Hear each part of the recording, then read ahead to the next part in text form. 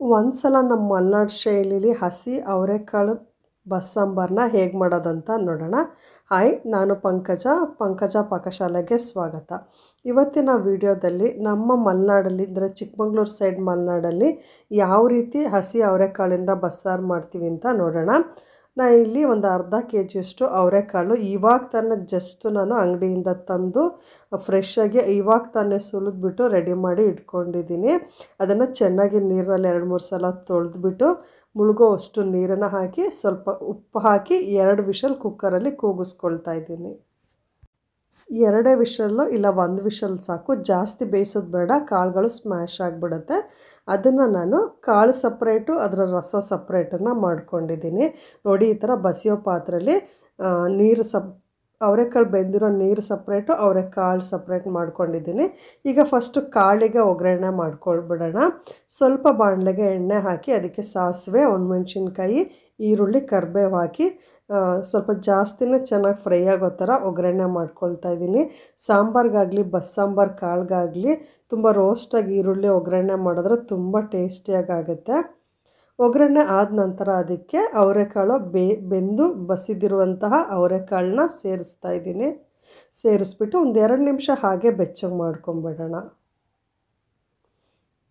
ಒಗ್ಗರಣೆ ಹಾಗೂ ಅವರೆಕಾಳನ್ನ ಚೆನ್ನಾಗಿ ಮಿಕ್ಸ್ ಮಾಡ್ಕೊಂಡಿದ್ದಾದಮೇಲೆ ಸ್ವಲ್ಪ ಕಾಯಿ ತುರಿ ಇಲ್ಲ ಕೊಬ್ಬರಿ ತುರಿನ ಸೇರಿಸ್ಕೊಳ್ತಾ ಇದ್ದೀನಿ. ನಂತರ ಸ್ವಲ್ಪ ಉಪ್ಪನ್ನು ಹಾಕಿ ಮಿಕ್ಸ್ ಮಾಡ್ಕೊಂಬಿಟ್ರೆ ಅವರೆಕಾಳು ಪಲ್ಯ, ಬಸ್ಸಾಂಬಾರನ್ನ ಅವರೆಕಾಳು ಪಲ್ಯ ರೆಡಿ ಆಗಿಬಿಡುತ್ತೆ. ತುಂಬ ಈಸಿ ಸಾಂಬಾರು ಮಾಡೋದು ಕೂಡ, ಹಾಗೆ ಇದರ ಕಾಳು ಮಾಡೋದು ಕೂಡ ಹಾಗೆ ತುಂಬ ರುಚಿಯಾಗಿರುತ್ತೆ. ಎಷ್ಟು ಸಿಂಪಲ್ ಆಗಿರುತ್ತೋ ಅಷ್ಟು ರುಚಿಯಾಗಿರುತ್ತೆ. ನೋಡಿ ಎಷ್ಟು ಚೆನ್ನಾಗಿ ಕಾಣಿಸ್ತಾ ಇದೆ ಅವರೆಕಾಳು ಪಲ್ಯ. ಹದವಾಗಿ ಅವರೆಕಾಳು ಬೆಂದಿದೆ. ಆಗ್ತಾನೆ ಆಗ್ತಾನೆ ಮಾಡಿರೋಂತಹ ಅವರೆಕಾಳು ಪಲ್ಯ ರೆಡಿಯಾಗಿದೆ. ತುಂಬ ರುಚಿಯಾಗಿ ಕೂಡ ಆಗಿತ್ತು ಈ ಪಲ್ಯ. ನಂತರ ಅದನ್ನು ತೆಗೆದಿರೋ ಅಂತಹ ನೀರಲ್ಲಿ ಸಾಂಬಾರನ್ನ ಹೇಗೆ ಮಾಡೋದು, ಬಸ್ಸಾಂಬಾರನ್ನ ಹೇಗೆ ಮಾಡೋದಂತ ನೋಡೋಣ. ನೀರನ್ನು ಅವರೆಕಾಳು ಬೇಯಿಸಿರೋಂತಹ ನೀರಿಗೆ ಫಸ್ಟು ಒಗ್ಗರಣೆ ಹಾಕ್ಕೊಳ್ಳೋಣ. ಸಾಂಬಾರಿಗೆ ಒಗ್ಗರಣೆ ಹಾಕೋದು ಎಲ್ಲರಿಗೂ ಗೊತ್ತಿರುತ್ತೆ. ಹಾಗೆ ಸ್ವಲ್ಪ ಎಣ್ಣೆ ಬಿಸಿ ಮಾಡ್ಕೊಂಬಿಟ್ಟು ಸಾಸಿವೆ, ಒಣಮೆಣ್ಸಿನ್ಕಾಯಿ, ಕರಿಬೇವು ಹಾಕಿದ್ರೆ ಸಾಂಬಾರಿಗೆ ಒಗ್ಗರಣೆ ರೆಡಿ ಆಗಿಬಿಡುತ್ತೆ. ನಂಚ್ಕೊಳ್ಳೋಕ್ಕೆ ಕಾಳಿರೋದ್ರಿಂದ ಈರುಳ್ಳಿ ಏನು ಸಾಂಬಾರು ಒಗ್ಗರಣೆಗೆ ಹಾಕೋದು ಬೇಡ ಅನಿಸುತ್ತೆ. ನಿಮಗೆ ಇಷ್ಟ ಇದ್ದರೆ ಬೇಕಿದ್ರೆ ಈರುಳ್ಳಿನ ಸಹ ಸೇರಿಸ್ಕೋಬೋದು. ನಂತರ ಒಗ್ಗರಣೆ ಆಗಿದ್ದಾದ ನಂತರ ಅದಕ್ಕೆ ಅವರೆಕಾಳು ಬೇಯಿಸಿ ಬಸ್ದಿರೋಂತಹ ನೀರನ್ನು ಪಾತ್ರೆಗೆ ಸೇರಿಸ್ಕೊಳ್ಳೋಣ. ಇದು ಕುದಿಯೋಷ್ಟರಲ್ಲಿ ಇದಕ್ಕೆ ಮಸಾಲೆನ ರುಬ್ಕೊಳ್ಳೋಣ. ನಾನು ಇಲ್ಲಿ 1 ಈರುಳ್ಳಿ 1 ಬೆಳ್ಳುಳ್ಳಿನ ಚೆನ್ನಾಗಿ ಎಣ್ಣೆಯಲ್ಲಿ ಹುರಿದ್ಬಿಟ್ಟು ಮಿಕ್ಸಿ ಜಾರ್ಗೆ ಸೇರಿಸ್ಕೊಳ್ತಾ ಇದ್ದೀನಿ. ಹಾಗೆ 1 ಬಟ್ಲು ಕೊಬ್ಬರಿ ತುರಿನ ಸೇರಿಸ್ಕೊಳ್ತಾ ಇದ್ದೀನಿ. ಹಾಗೆ ಬೆಂದಿರೋ ಒಗ್ಗರಣೆ ಮಾಡ್ಕೊಂಡಿದ್ವಲ್ಲ ಆ ಕಾಳನ್ನು ಸಹ 1.5 ಸ್ಪೂನ್ನ ಸೇರಿಸ್ಕೊಳ್ತಾ ಇದ್ದೀನಿ.